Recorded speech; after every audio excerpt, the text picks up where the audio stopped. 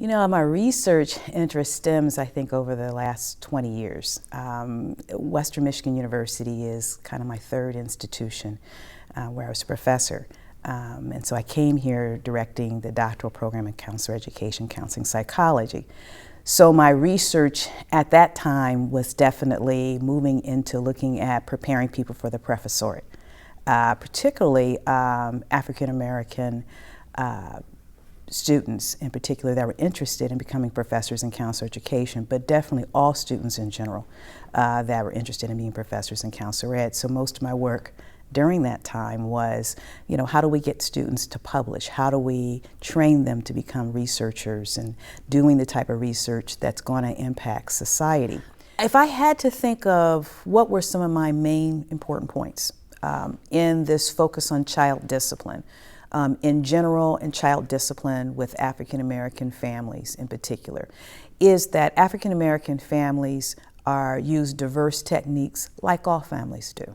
That's the one thing that I wanted to, or I thought as a researcher was going on, but then I had to test it out. So most of my research at the beginning was asking the how and the what questions. Okay, what types of techniques do you use with your children to address inappropriate behavior? You know, how do you carry this out? What type of parenting goals do you have for your children?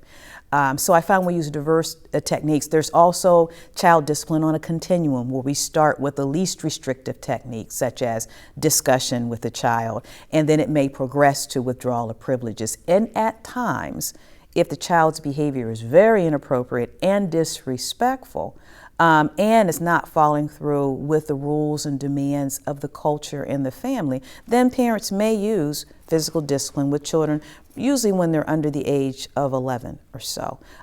Those are the major takeaways. But the biggest one is to kind of dispel this notion that parenting while Black means problems.